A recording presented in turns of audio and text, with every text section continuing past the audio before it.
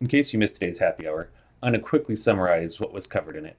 You can find a link to the full happy hour as well as timestamps on each topic I cover. The first thing we saw was quite a few models that have been fully painted. The first was the Sea Jotnar, which will be an artisan series just like its cousin, the Ice Jotnar.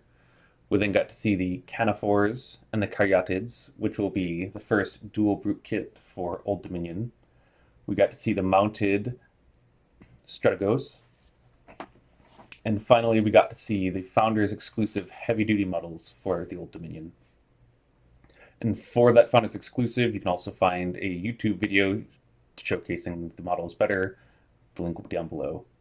All of the Old Dominion models are expected to go on sale starting in January. Finally, if you haven't seen it, there's new apparel for Conquest as well, including a angry rooster just as a Discord exclusive. There's also going to be some short holiday deals coming up as well. First, there's going to be a Brute Week where you'll be able to purchase as a bundle a Brute unit combined with an infantry regiment. And then shortly after that will be a Character Week where you can get a bundle of 3 characters. But models weren't the only thing that were touched upon. There's also some exciting stuff coming up in terms of rules. First Blood should have new rules for models that we've either had released or about to release, now added in.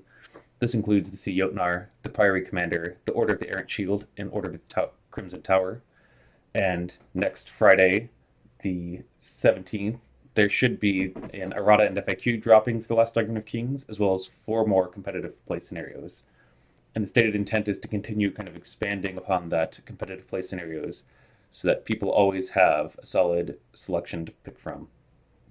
Finally, due to the success of the Abominable Abomination and its scenario, Parabellum's expressed their desire to continue making holiday and lore-focused scenarios for when you're not feeling like just playing a competitive game. Finally, there was quite a bit of discussion on Project 8. For those of you who don't know, that's the decision on what faction is going to follow after city-states. First, for some unfortunate news, Weavers will not be part of this vote. The art direction that was developed wasn't satisfying to the designers, and so they're going back to retool it to make it the kind of beautiful vision of woodland elves that we expected. And also Famine will not be part of this group. The reason for excluding Famine is because with Old Dominion having just dropped, they wanted to space out the major bad powers of Conquest a bit more.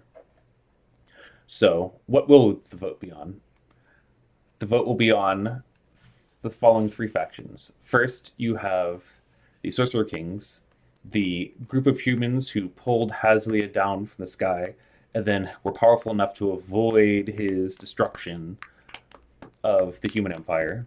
You have the Sellswords, which will be similar to the Dogs of War, a mercenary band that will have a variety of factions incorporated and will be able to be used by multiple factions.